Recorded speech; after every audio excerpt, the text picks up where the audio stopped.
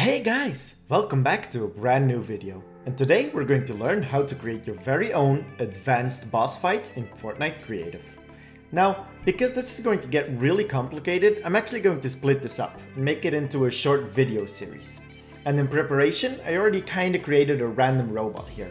I thought something cool and funny might be a farmer's robot gone evil called Jonny.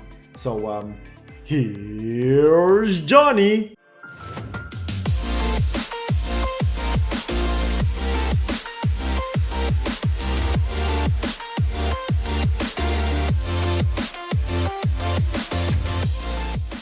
I'm so excited to share this with you guys. I'll probably make a map and release the full boss fight once we set it up together in this video tutorial series, so that you can go check and test it out for yourself. Although Jonny is really pretty to look at, sadly enough, my replay files went corrupt before I could grab footage. But if you guys want, I can kinda recreate it or create a different boss, monster, robot, whatever, once we get everything else set up. In the meanwhile, let's just work with what we got and let's get this starting. The first thing we'll need is a random number generator. This will be the one that picks and activates our abilities, so throw it down somewhere outside of your map. So ignore Jonny for now and let's go and configure our random number generator. The first thing we'll set to this RNG device is the zone. This means that every time it rolls, it will activate one of the squares that will appear right next to it, where we can throw triggers or anything we want in it. So set the zone to forward and you'll see next to it appear the zone divided in 6 little squares. They're a little hard to see, but they are separated by a small line. Now you'll see that when I jump on it, it starts rolling and after 3 seconds it will light up one of these little squares. Any trigger we throw down in that square will get activated, and that's exactly what we'll use to pick our abilities. The next thing we'll need to do is set how many abilities our boss will have. But the amazing thing of this way of setting him up is that at any point we can add or remove extra abilities with just one simple click. But for demo, let's start with saying he'll have 4 abilities or spells. And to do that, all we have to do is set the upper value limit to 4. But again, if you want more or less abilities, then just up or down this number. And set the length of the zone to be the same as this number, because then every square will be exactly 1 grid tile, making it a lot easier to align and organize everything. Now to decide how much time passes between each of the boss's spells, we will use a different trigger. So lastly, set the roll time to instant to remove the timeout on the random number generator, and we'll later replace it with a trigger. And lastly, before closing the configuration, set the activate when receiving from to channel 1. Next up, our spell timeout trigger. This is the trigger that will every time recall the random number generator to make the boss cast his next ability. So grab a trigger from the creative inventory and throw it down right next to your random number generator, but not in the zone. This trigger is very easy. When triggered, transmit out to channel 1, which activates our RNG. Now, set the delay to the time between abilities. For demo, I'll set it to 10, but I suggest using 20 or it might get too crazy or fast, but we can change that at any point. So now for demo, just 10. Now, before we go on, let's add some billboards to make sure we always know where to look if we want to change something. So this is our main RNG, activates on channel 1. And this here is our RNG activator trigger, triggers on channel 1. And let's add a billboard ready already behind every one of these grids in the RNG zone as well, saying ability 1, ability 2, and so on. And then once we get to actually implementing the abilities, we'll update this description. Okay, good. Now grab another trigger and throw it down in the first tile of the zone. Change the grid snap to 2 and then paste it in the middle of the tile to make sure it will definitely get triggered. Then open the configuration and set the when triggered transmit on to channel 2 and a delay of 1 second. Leave everything else untouched. Now, close the configuration and drag and drop it in every one of these grid tiles in your RNG zone. This should now look something like this. And now, go back to your RNG activator trigger, open the configuration, scroll all the way down and set the trigger when receiving from to the same channel 2. And believe it or not, but we're actually done with the basic loop part of our mechanic. Let me start the game and show you guys what happens while I recap it. So to start our mechanic, we'll just jump on our activation trigger, and you'll see the delay light starts blinking. Now after the 10 seconds delay, it will trigger the RNG, which will pick any of the random tiles, also known as the abilities.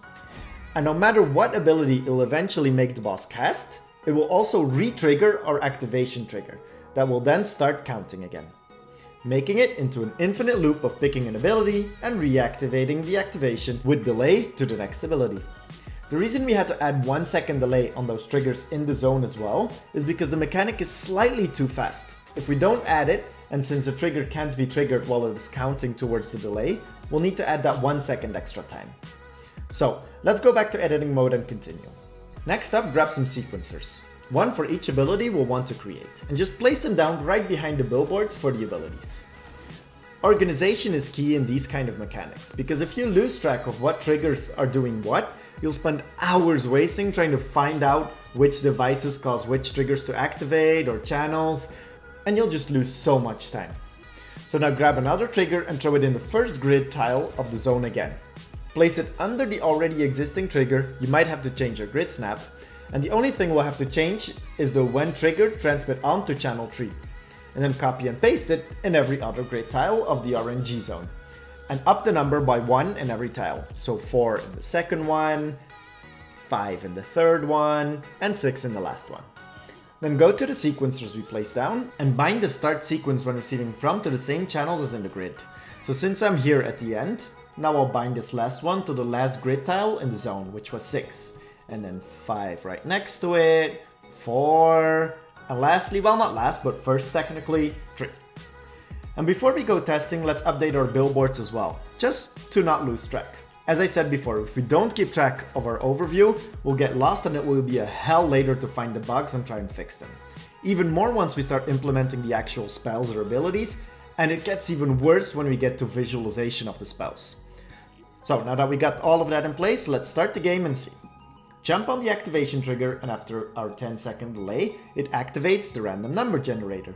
This one in turn will pick any of our 4 abilities, which are now each bound to a sequencer behind it, and reactivate our activation trigger, which after 10 seconds will pick a new ability. Now before we call this first part of my first mini video series a wrap, let's add some temporary abilities just to show where we're heading. So fly back to Jonny, the boss, and let's grab a creature placer, a sentry, an air vent, and let's say a damage volume. So first the air vent, place it down, delete the other 2 objects that got spawned with it, and then next to it we'll place our fiend, our sentry, and the damage zone. Remember, if you're doubting about channels, just fly back down, check the billboards, that's what they're there for. So ability 1 activates on channel 3, great. Later we'll actually use these music sequencers we placed down so that we can first show what spell is going to cast and then actually cast them. But for now we'll use the channel directly, as we're just testing. Okay, air vent. By default, disabled, and activate on channel 3, which is our first ability. The activate will just cast a short burst and then disable it again. Next, creature. Let's see. Activate on game phase to never, as we don't want it to be there at the start. And then spawn when receiving from to channel 4, our second ability. Next, our sentry, spawn on game start to no, for the same reasons as before, and spawn when receiving from channel 5, our third ability. And lastly, our damage volume. Zone visibility during the game to yes, so that we can see it. Enable at game start to no, again like before. And unable when receiving from to channel 6, our fourth and last ability for now. But in this case, we'll also need to disable it again. Let's say when we cast a new spell, aka when the RNG gets called again, aka channel 1.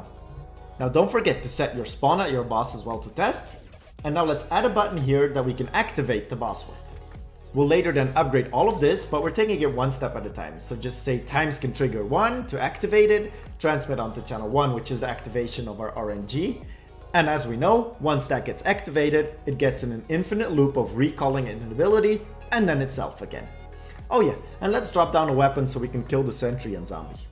Start the game, pick up the weapon, admire Jonny, and then start the boss fight with the button. And that's it guys for the first part. I'm gonna end the video right here, so stay tuned for the next part coming really soon, in which we'll actually create our abilities itself. In the meanwhile, you guys can follow this video step by step to create the initial mechanism that we'll continue working on in the next video. Thank you guys so much for watching. Stay tuned, I'll get the next part out really soon, I promise. And in the meantime, if you plan on getting anything for Christmas and want to support me, then I really would appreciate it if you could type in code Fortnite Creative Tutorials in the item shop. Hashtag shameless self-promotion, hashtag ad.